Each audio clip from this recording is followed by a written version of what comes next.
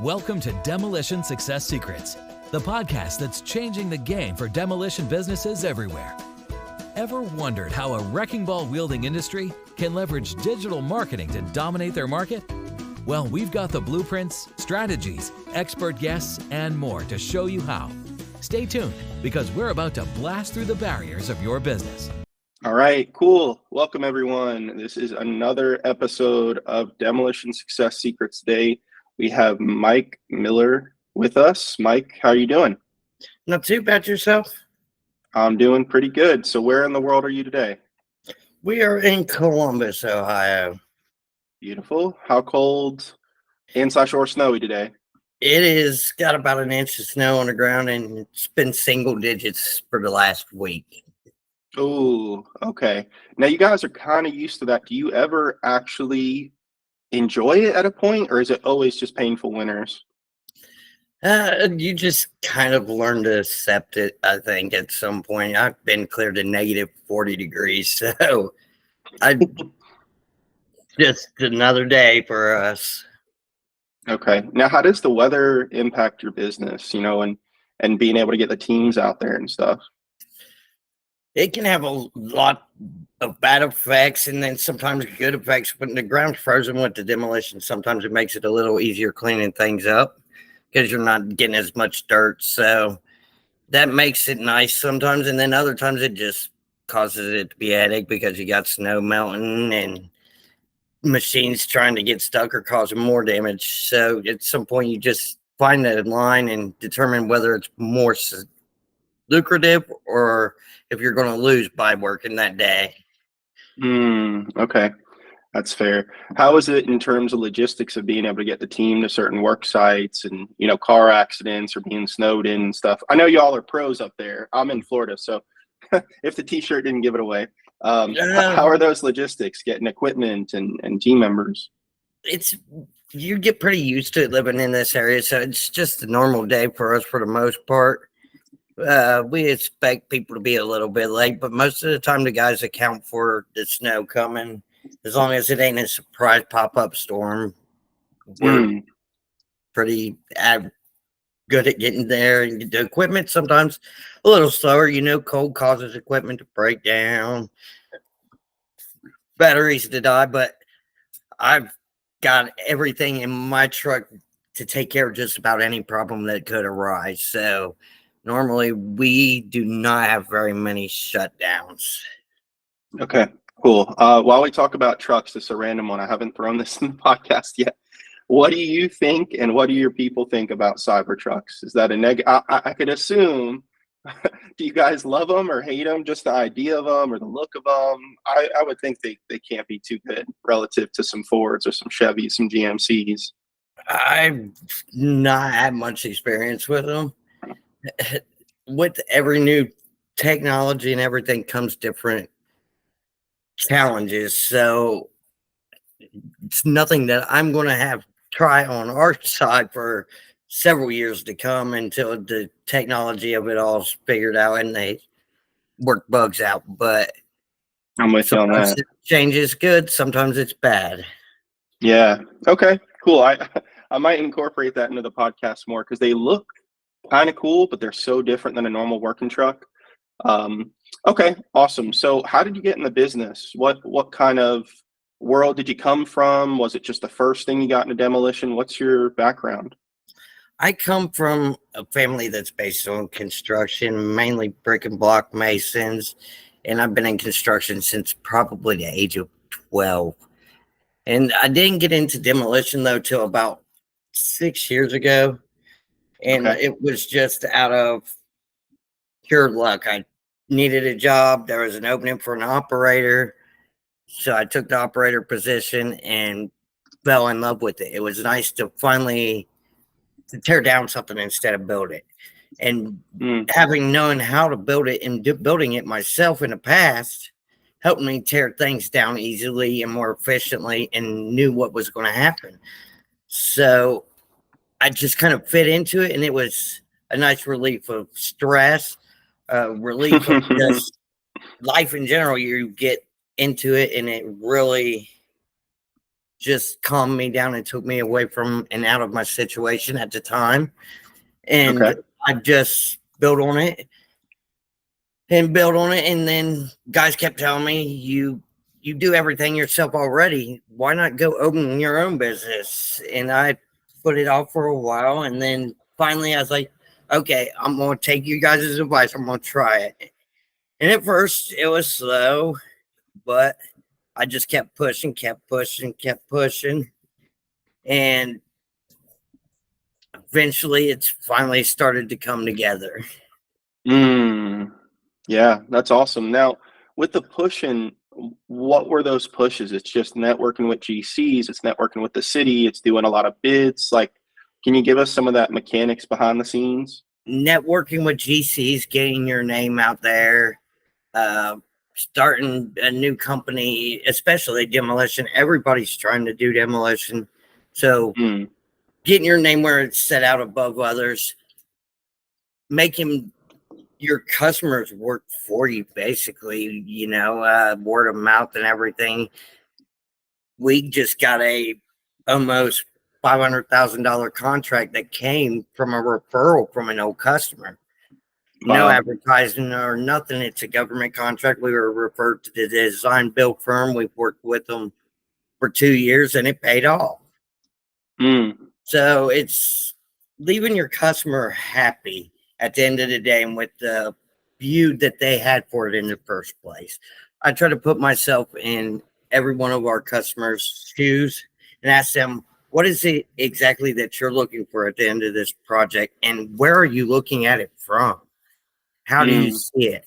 That way I can put myself into that person's life or their viewpoint and see what their view and image of it is through their eyes and try to give them exactly what they want. That makes sense. That's cool. Yeah, it's always valuable to almost be the customer in some way or another. Like if you've obviously needed the work done yourself, or if you just kind of say, "Hey, if I were them, how would I look at this?" And try to appease that, try to meet them in the middle. Okay. How do you guys get more jobs these days? Obviously, it was kind of grinding at first. There's always still a grind. There's always still a mountain to climb. These days, what's the normal thing? A lot of referrals. I know you're not doing billboards or radio ads or anything. We I'd assume. we've done one radio ad in the radio station, put it in the wrong area, wrong phone number, so we'll never do a radio ad again. Oh, But brutal. we use a company for advertising, Rep Local, that Mhm. put us on advertisements, Google search, local search, targeted ads, things of that sort. And word of mouth is still a lot of our business. We get a lot of business from repeat customers, uh, investors, and things of that sort. And we just continue that route and started advertising, and it's starting to come in that way. But building an advertisement page on Google can be a hard thing nowadays with everybody out there. Yeah. Oh, yeah. Internet's interesting. It can be a really good benefit, and it could also be an enemy because so many people, like you said, are out there, and that's in the business in general. Plus, online, a lot of them are representing. Okay. So, any kind of crazy or fun stories of deals that you guys have done? Just amazing work, maybe expensive or large work, or nightmare stories, anything like that? Uh, Just a no, few, I'm sure. there's some, but nothing that really stands out. We've had to do called an industrial demolition where we had to take excavator inside a building and tear down another building that it was just a nightmare safety wise with carbon monoxide, everybody having to have masks on and everything. It was like COVID times 10. And it Mm, just caused a lot of stress, a lot of nightmares. You had to watch everything because you got a girder building over top of this CMU building. And it was like a half inch on each side fitting the excavator in, half inch on height. It just barely went in the whoa. door. But that was what we needed in order to be able to do the customer's job within the customer's budget. To do it by hand would have Mm, been crazy, ridiculously high because of it being CMU and after they carry it out by hand and everything. And they just couldn't afford it. It was a mosque here in Columbus that was Okay. like that. Wild. Okay. That's amazing. Now I would ask, when you guys are working with clients, what are some of the secrets to make things go smooth? I'd assume a lot of communication, maybe milestone communications. Clear communication, milestones, and just try to explain to your customer that one of the hardest things about demolition that I've found is in the middle, it's going to look like a mess. It's an organized mess. And Mm, best thing I like to tell my customers is try not to even come around in the middle. After we, especially on a wrecking job, try to come at towards the end where we've already got most of the mess cleaned up, because a lot of customers will freak out when they see a pile of debris that you're trying to load into a truck, not understanding it's going to go into the truck. It's going to be gone. Everything's the finished product. It's going to be there. This is just one of the stepping stones going along the way. yeah, it's funny when you're taking something down, similar when you're building something. Sometimes not pretty, but the end goal is going to be exactly what you want, and they could trust a provider like you guys to get the job done. How about employment? How difficult is it to find people, and how do you guys find good team members? I have a lot of resources through working construction and just being in the area my whole life. And then I just somehow have a knack with people to be able to tell if they're telling me the truth or if they're just pulling my leg and telling me they have experience in something. So we've used several different hiring methods, from Craigslist to temp agencies. And I've just come to find that normally, if we'll try a little bit of everything, do some interviews, do some working interviews where they come in, they get paid for coming in and showing their skill set. And Okay. then we can go from there. Normally, the working interviews has worked out pretty well for us. We'll pick a site that we've got that there ain't nothing that they can really mess up or do wrong, and just give them an hour, see how they're doing, and maybe give them the whole day, pay them, tell them what they're going to make starting out. If they're not doing very good, we'll cut them, give them a check, let them go. Mm, They do good, they get a job offer at the end of the day and a wow. check. So it helps them get started with a little bit of money to put in their pocket that way if they've been off of employment. And it also gives us a way of seeing how they work. Also, we try to help recovering addicts. So we have a policy where a drug policy where we will take in and help a recovering addict, because we tend to find that addicts, if they put the same work into their work as opposed to what they did out there trying to find their drug of choice, they tend Right. to be the hardest worker out there. And Mm, we reiterate the clean urines with different reward systems and things like that, and help work around their programming. And they tend to be the best employees that we have found so far. If they that's do have a amazing. fail or a problem, we will help them get into treatment, and then we hold their job for that time. They can come back at any Okay. point. It could be 2 years later. Their job is still welcome there, because one of the things we've noticed with addicts is they go into treatment and then they get out of treatment. They have no job. They have nothing coming for them. It puts them back down in the hole. They end up Mm, where they can't get themselves out of the hole, and it brings them back into the addiction. So we have made it where they can come back at any point. When they're done with their that's cool. treatment, they can come back. Their job, their pay, everything is the same as when they left. That's awesome. That's really cool. I haven't actually had anyone tell us that yet. I'm not surprised. Maybe some people that we've interviewed just we never got around to it. That's very, very cool. I like that. Helping the community, not just as clients, but also team members and beyond just employment, general employment, but really, really helping people who sometimes they just need a hand, and the amazing thing too is you're citing they can be the best employees in, many cases. That's awesome. What is like a normal job? What do you guys like? Is it more residential? Is it more commercial, insurance, fire burn downs? Like, what are your normal kind of gigs? Normally, a lot of ours is residential.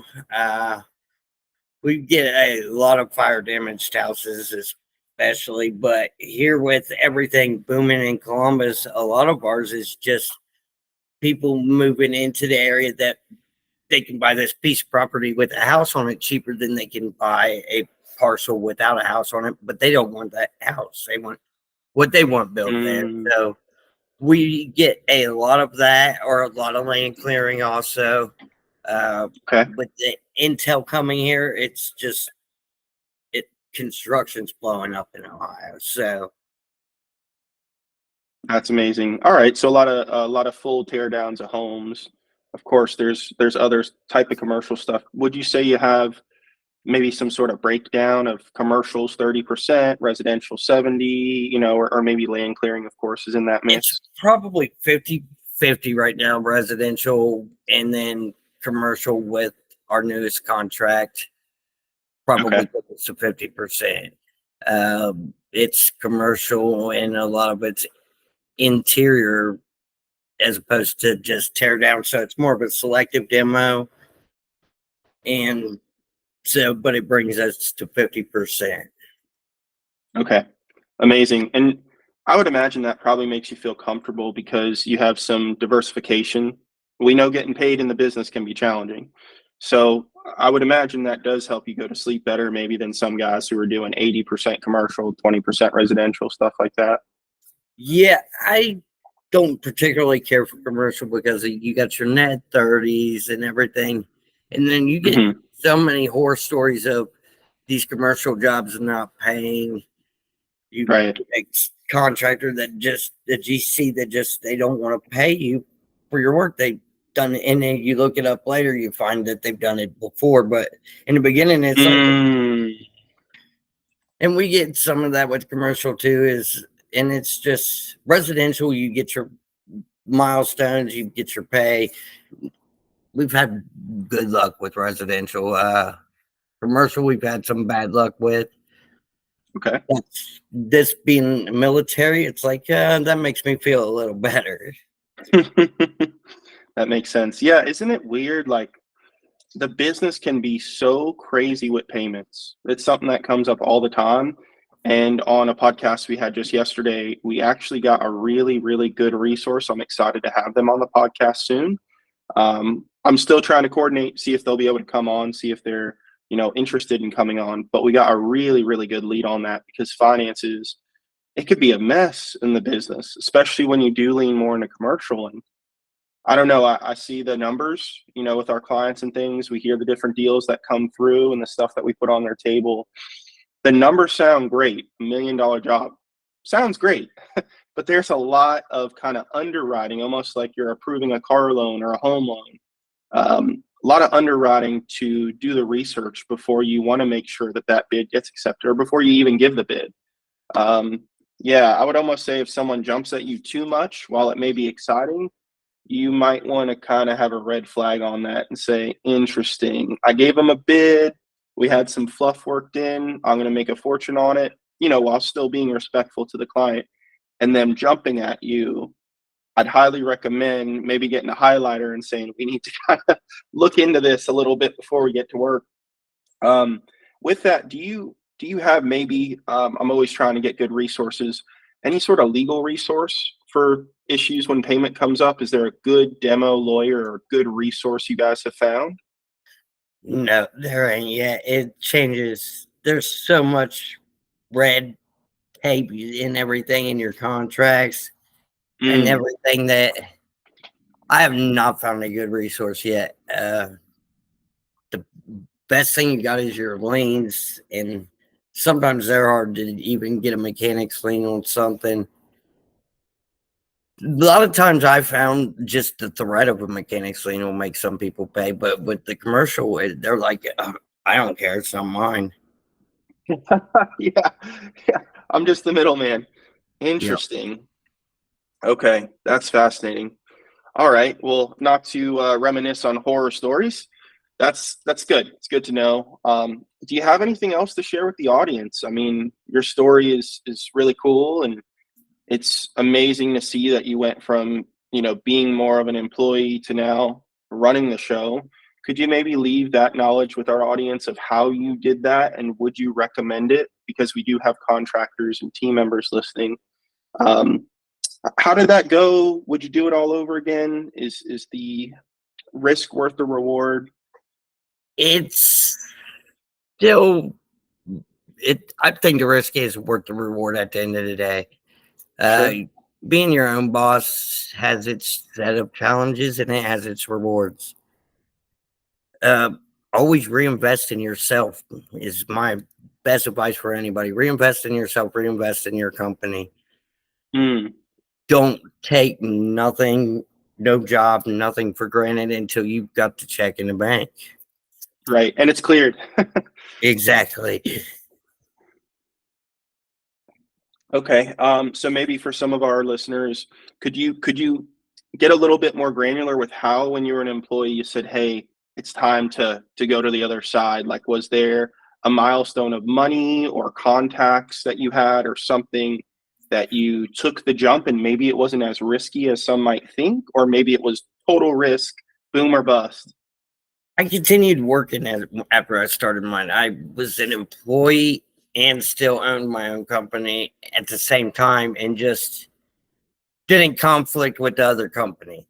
Okay. I don't believe in signing the non-competes or none of that. I think, you started somewhere, so should they. So non-compete, I won't sign with anybody ever. It's just Mm, something you can't hold up really in court anyhow. right. And it's something, let that guy build themselves if they want to. Give them the Mm, opportunity. I had a lot of support from my fiance. She helped me a lot with everything, especially in the beginning and everything. She did things when I was working that I couldn't do. She'd go out to a job site of our own and take care of. She oh, helped build cool. it just as much as I did, if not more sometimes in the beginning. Wow. That's a good partner. Okay. That's awesome. And I think maybe, was it, where did you ever feel like, okay, I'm safe to some extent? Because I know I'm a business owner, you're a business owner. That jump, it's scary. Was it a year in, 2 years in? You never feel perfectly safe, but I still struggle with it. Sometimes we've even went back to work and do management services for another company just because I felt unstable for a moment, waiting for the next job to start or something like that. So sure. I've continued to keep my possibilities open through offering management services or consulting services. That way, it kind of helped me feel comfortable where I could, oh, well, this person needs some project management over here. I can go do that while we're waiting in between or to help build some revenue. And that's helped out quite a bit. But I don't think there's any particular milestone where I'm ever going to feel completely safe because at a moment's notice, something could go wrong and you can lose everything. Mm, yeah, I think a lot of people don't understand or appreciate the risk that comes with it. They might see the boss with a nice truck, or even the team lead with a nice truck, and he's getting steak every other meal or something like that. But it's a mountain. Sometimes there's a peak, and that peak can't always continue up and up and up and up. Sometimes it goes down, it goes up, it goes down. Well, that's cool. I love it, man. Is there anything else you want to share with the audience before we wrap up? As a business owner, you need to pay yourself a salary and stick to it. Don't Mm, just say, oh, this is profits. I'm going to take it and run with it. And pay right. yourself a salary. Invest in Mm, yourself, in your company. That way you've got a stable basis of what you got. You keep paying yourself a salary. You know what you have every week. If you're mm. starting to lose out money on your company, it gives you a basis and it separates your work and your home. No, that's fair. I think a lot of people, they get into those draws or something of that nature where they're like, Yeah, I'll take I forget the accounting word, but I'll write myself a check, a distribution. I'll write myself a check, what have you. And they do lose sight because if you really look at it, it's like, are you making even what you used to make as an employee? In certain cases, it's not necessarily advisable to pay yourself just quarterly or at the end of the year, and especially siphon all the liquid money. You really got to invest in your team, in your pipeline, new future deals. Can you touch on that real quickly about just keeping the team happy and fed and things? I think you have a really cool model of getting new team members. I think you have a lot of heart in the way that you incorporate, not just standard method, but you're helping people who've had addiction issues. How do you keep your people happy? We like to keep our guys happy through reward systems and stuff. If you get a job completed early, and you're going to get paid, let's say you got an 8-hour job, you get it completed in 4 hours, I'll pay you for that 8 hours. Still, it was supposed to be 8 hours. Cool. I'm still going to give you that 8 hours. It gives you bonuses and incentives to work harder, get projects done faster. If we come in under budget, I'm going to cut a check to everybody for a bonus on it. We came in under bonus, you're going to get rewarded for it. That's awesome. A system of rewards, it helps people. It gives them incentive. It gives them reason to want to help be better as a company. Open communication with them, letting them, they can come to me with anything. If it's a personal problem, you just want to talk, my door's open. That is cool. It's open. You can go talk to her, because sometimes I'm not always the best person to talk to, especially if I got a million things going on. I can be a little short sometimes. Now, she might be able to take the time and invest a little better into it, and can be more understanding sometimes than what I can as a business owner. She understands different aspects that I do. We hire just as many female employees as male employees. So female employees don't necessarily want to talk to a male about a problem they got at home, or a female problem. So I've had a lot of female employees, and to be honest, guys in construction act like females don't have no place in this world. And I'll tell you now, I've had female workers outwork any male, and they can are welcome to my site anytime, because if it wasn't for the help of my fiance, I wouldn't be where I am. And she works harder than any man I've ever had on my site. They pick up things faster. They learn quicker because they feel like they've got something to prove out there. I had a crew that was pretty much 75% females, that was completing things faster than any male crew by double the time. It was crazy. So them guys out there saying female have no place in this world, in this construction world or demolition field, you're wrong. They've got more insight on, they're more tedious. So where I'll tell a client, we'll get 95% of all debris cleaned up and hauled out, because it's impossible to get 100%. With her on a job site, she's going to get 98%, 99%. She's going to keep picking up little things until it's almost 100%. And if you let her, she probably would get it 100%. Yeah, you could eat on the ground after she's done. Exactly. And that's coming very handy on sites. Like, we had a customer freak out about glass and stuff on the job site, that there's going to be glass and debris, and we never get it cleaned up. And the general contractor that hired us, said, there ain't no way you're going to have this yard back to perfect. I took the guarantee and told him, I guarantee you I will, or I'll pay him somebody else to come do it. And he had to apologize to me at the end of the job, because we had guys out there with shop vacuuming up everything, and it came back to perfect, and he could not believe it. But that was because of her. Mainly, she sat there and would watch and make sure everybody was getting everything picked up. Somebody wasn't throwing something over here out of the way. And just the attention to detail from a female can be a lot more exact than male attention. They'll be like, yeah, that's all right. They won't notice that. A female's like, or we don't even notice it. Like we just overlook it. Yep. God forbid your client has a woman with them and your team only just has men. It'll be like, whoa, they go through with a fine tooth comb. Women, not to be gender based, but there is something that I've even seen, like with my girlfriend in the business, and she is just very, like you said, detail oriented. She is a micro and I'm a macro. I'm like, hey, we have big fish to fry. We're going in a certain direction. I can do milestones. I'm not going to just say, hey, it's from 0 to 100%. We can go do it in 20% segments. She's over here talking about 2% segments. And I'm like, all right, please help me from that perspective. For us to grow and thrive and help more people, like I got to be on the mission of 20% segments.